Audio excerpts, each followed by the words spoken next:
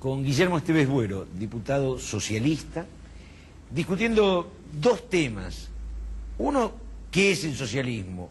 ¿Qué es la solidaridad? Y el otro, un poco, ¿en qué situación estamos de la crisis política que tiene la Argentina? Guillermo, para vos, la situación actual del radicalismo, del peronismo, de la izquierda, de la derecha, ¿es una crisis momentánea, pasajera, o es una situación que va a durar bastante tiempo? Bueno, yo soy optimista. Espero que la crisis sea y será pasajera. Acá la crisis para mí está determinada por el agotamiento de una propuesta, por el agotamiento de un proyecto. Porque con objetividad... Del proyecto economicista, diría vos. De un proyecto de nación. Economicista hay, cada economista te alcanza un proyecto. Pero esto no se articula si no es dentro de un proyecto nacional, que es algo mucho más global. El justicialismo nace con un proyecto muy definido. Ahí está escrito. Primer plan quinquenal. Ahí está escrita la Constitución del 49. Son cosas muy concretas. Es una fuerza donde la interna tiene una limitada posibilidad, porque hay algo mancomún que une, que es la adhesión al proyecto. El radicalismo con Irigoyen tiene su proyecto. Existen matices, pero también relativos, porque hay la adhesión a un proyecto, a un estilo. Eso se acabó. Esto queda perimido en el tiempo, porque los tiempos cambian. Estos proyectos necesitan adecuaciones o reemplazos por otros proyectos. Esto no se opera, objetivamente lo creo, en ninguno de los dos grandes partidos. Sobreviene la interna, con toda virulencia, porque se transforman, un poco tomando palabras de algunos historiadores del pasado, de unitarios y federales, pero esto es bastante parecido en el tiempo, en simples facciones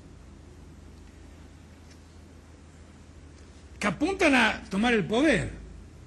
Y claro, y dentro de las facciones cada grupo quiere tener un mayor porcentaje de poder.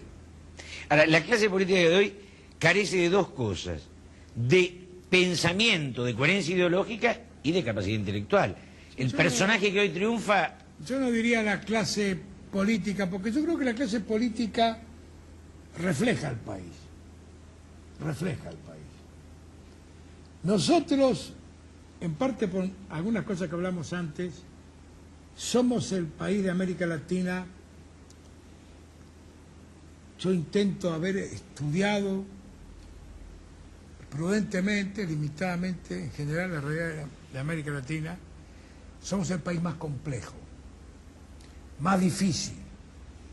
No estamos en esta situación de crítica terrible, de crisis, porque el argentino sea tonto, porque tengamos mucha sangre italiana y poco española, o viceversa. Estamos, o por culpa de un riojano, porque estas son explicaciones superficiales, tontas, que hemos hecho toda la vida y no nos han arrimado a ninguna solución. Estamos donde estamos porque han convivido en nosotros dos realidades contradictorias totales. Subjetivamente, los sectores más pudientes creyeron que estaban en Europa. Y en la realidad estábamos en América Latina. Y tienen vigencia las palabras de las obras póstumas del viejo Alberdi. Si querés vivir como inglés o como francés, trabajá y ahorrá como inglés y como francés. Entonces nosotros unimos las dos cosas que son contradictorias. Y hoy, cuando nos creíamos que ya estábamos al nivel de Europa, el cólera nos demuestra que somos más latinoamericanos que nunca, porque tenemos más pobreza que nunca. Y nuestras villas miserias para quienes la recorremos vemos con profunda preocupación que se van favelizando, que la milla de aquellos criollos pobres de hace 10 años va siendo reemplazada por una villa en donde corre la droga, corre la degradación, corre la corrupción, y ya no son humildes casas de gente humilde, sino suburbios. Qué paradoja, ¿no?, que se hable del ingreso de la Argentina al primer mundo en el momento en que nuestra sociedad más baja su nivel de vida, su nivel de solidaridad, su riqueza humana. Yo creo que esto es quizá no sea una paradoja, ¿no? Quizás sea, diría algún psicoanalista, la expresión subconsciente de negar el drama propio, escaparnos del drama propio, por no afrontarlo, que es mucho más complejo. Di Tella vive en el primer mundo. Yo no sé si vive en el primer mundo. Lo que yo sé es que hay un diálogo norte-sur que está quebrado. Lo que yo sé es que hay una interdependencia cada vez mayor, pero aunque nosotros seamos víctimas de una dependencia que se ha incrementado con el verso de la interdependencia,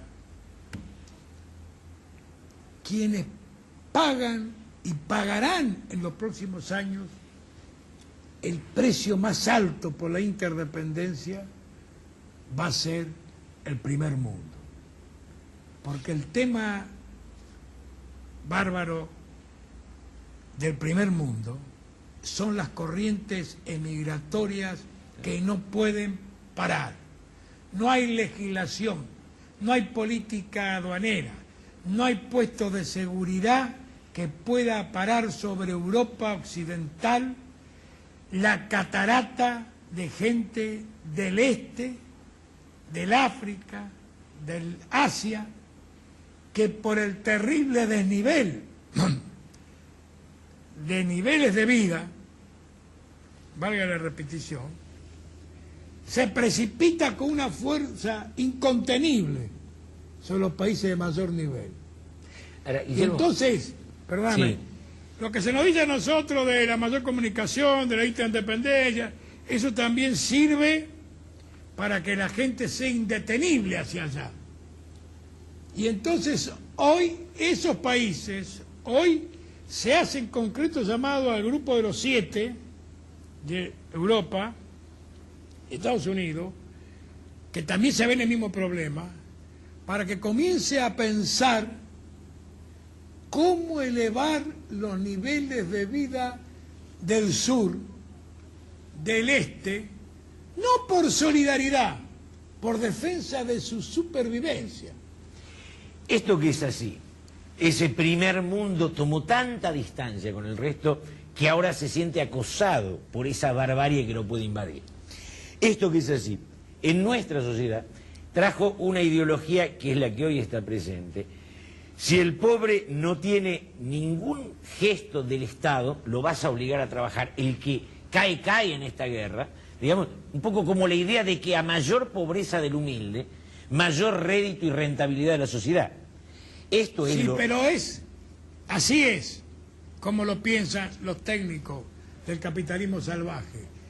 Lo que ellos no saben, no son conscientes o tratan de cerrar los ojos de que esa sociedad es invivible, porque esa sociedad no le garantiza el futuro de sus hijos, no le garantiza la seguridad. Esa sociedad que ellos están construyendo los obliga a poner cada vez más próximas las casetas de seguridad en sus countries, y construyeron un país del cual no pueden transitar.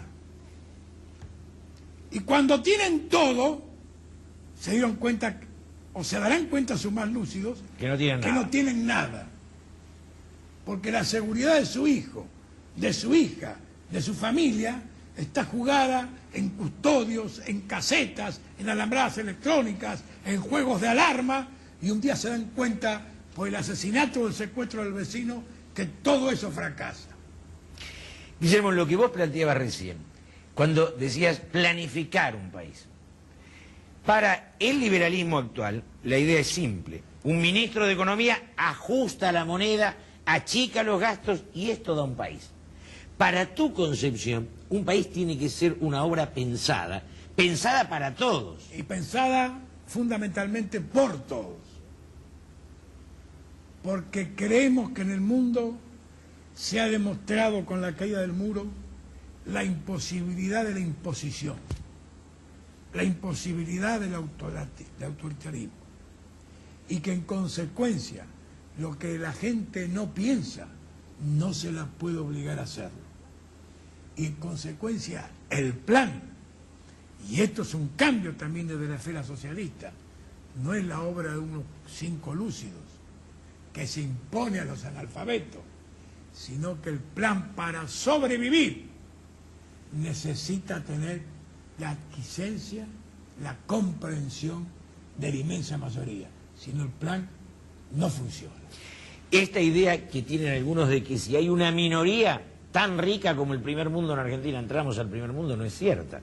La riqueza sería la participación de la sociedad y realmente tener... La riqueza es la paz. Y en este esquema no hay paz. En este esquema hay guerra, hay odio. Hay resentimiento, hay confrontación. Hay confrontación. En este esquema hay lo que le pasó el otro día a un argentino, que fue a pasear al río, creo. Que fue con 2 niños y le robaron los 2 niños. La madre está internada, el padre desesperado en medio del Río Janeiro. Este mundo no es viable. No es ya la violencia que generaban los grupos ideológicos de izquierda, marxista, sino la violencia que genera el marginal. Que genera la arbitrariedad, que genera el abismo. Esto, viejo, es como el centro ciclónico y anticiclónico. Si comprimís la masa de aire, diríamos, allá, llega un momento que viene el terremoto. El terremoto no vendrá, como lo pensaban algunos utópicos, en la revolución social. Vendrá en la destrucción de la generalidad, con daños irreparables para todos los sectores. Entonces, la idea correcta triunfa en la paz, no triunfa en la guerra. Guillermo, saliendo de ese nivel de abstracción que es un poco la sociedad global, yendo a lo concreto, ¿qué pensás vos de las privatizaciones? Yo pienso que las privatizaciones tomaron antecedentes ciertos para recorrer, transitar caminos equivocados. Quiero decir con esto lo siguiente. Hace 40 o 50 años, el gobierno justicialista, siguiendo la lucha anteriores de mucha gente, por ejemplo, de provincia de Buenos Aires, contra los trucks eléctricos, el informe Rodríguez Conde, que era anterior también, sobre las chales, sobre la calle, procedió a pasar de los monopolios, en general puedo decir esto, de las empresas de servicios públicos a mano del Estado. Este Estado fue corrupto, no como Estado, sino como representante de la porción de corrupción que practicamos cada uno de nosotros, por acción u omisión en este transcurso de las cosas. Entonces la ineficiencia de estas empresas fue muy grande, muy grave y le ha costado mucho al país. Había que sacar estas empresas del Estado. Esta es mi convicción. O sea, en ese momento estás de acuerdo en la privatización. Estoy de acuerdo en la desestatización. Correcto. Pero para pasarla a la comunidad, no para devolverla a los monopolios, para pasarla a cooperativas de servicios públicos, para pasarla a organizaciones con gran participación del usuario, para pasarla a ferrocarriles que fueran gigantescas cooperativas con participación de las ciudades, de las zonas y de los intereses por donde ellos pasaran. Era necesario pasar a esta forma cooperativa, de mayor participación, de mayor transparencia, y que ya en el país no es un invento, porque hay miles de cooperativas de agua, de cloacas, de teléfonos, de energía. Esto no es ningún invento descabellado, sino que tenemos experiencia los argentinos en estas cuestiones. Y nuestras provincias de Santa Fe y Córdoba fundamentalmente. Jorge del Río, vos te acordarás de ese gran pope, decente, transparente hasta la inmensidad del cooperativismo, de la lucha contra el truce eléctrico en la provincia de Buenos Aires. Este era un camino con raíces nacionales, con experiencia nacional.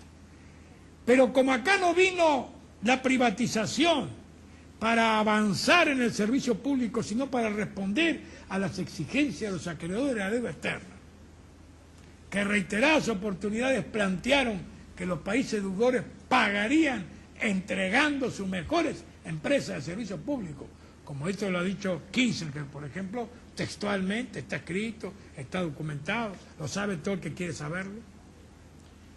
Nos vimos presionados a entregar por migajas, por papeles sin valor, lo mejor, nuestros teléfonos, aerolíneas. Hay al caos, donde hemos visto que todo se ha encarecido, donde hemos visto que hemos pasado momentos de caos del tráfico aéreo sin antecedentes en nuestro país, y decíamos con toda irresponsabilidad que necesitábamos capacidad gerencial, y la capacidad gerencial que adquirimos nos llevó a un caos terrible. Claro, todo esto vino montado en una ola cultural que derrotó lo nacional. ¿Verdad que derrotó lo estatal? Lo estatal no era nacional. Lo estatal no era nacional, pero también derrotó lo nacional. Nos desmalvinizó, nos llevó a pretender que solamente lo que lográbamos con el visto bueno del poderoso era posible para los argentinos, nos quitó objetivos propios, nos quitó tradición nacional, y esto se puede borrar, se puede tapar por un tiempo, pero esto no se puede erradicar del alma de una nación en la cual nosotros creemos como algo muy concreto, muy real, que ha de volver a generar una nación independiente y solidaria que creemos absolutamente posible para socialistas y no socialistas. En ese sentido, cuando yo digo Di Tella, es porque me parece que en él surge la idea de que la entrega de la dignidad da como resultado un beneficio económico, cosa que hoy no se ve. Yo no podría, honestamente, aseverar eso. Yo creo que también, por ejemplo, en política exterior, se tomaron muchos tabúes del pasado para emprender un camino errado, Yo vengo, por ejemplo, hace pocas horas a una reunión del Mercosur en Brasil. País sin estabilidad. Parece la manzana podrida del Mercosur. Y es el único país del Mercosur que crece. Produce, tiene saldos positivos en la balanza exterior. Produce con un crecimiento extraordinario, porque tiene en gobiernos civiles y en dictaduras militares un proyecto nacional. Que le falta solidaridad,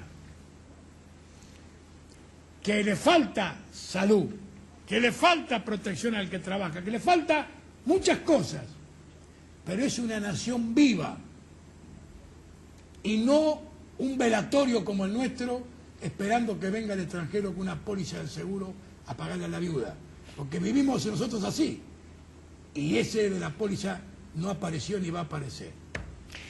Esto que vos planteás como el ejemplo de Brasil es muy importante, porque Brasil prioriza su industria nacional a la estabilidad económica. Si la estabilidad es a costo de la destrucción de un gran porcentaje de su industria, no quiere estabilidad. No. Esto es la idea nacional a la que vos te referís. Esta es la idea nacional que yo me refiero, esta es la idea nacional que yo creo que debe vertebrarse en una integración de América Latina, en un mundo que vivimos, esto es innegable, pero que tiene que ser nacional y solidario. ¿Y de la jubilación privada qué opinás? De la jubilación privada pienso que en el mundo, con la exclusión de Chile, nadie la practica. Pero tiene una razón de ser.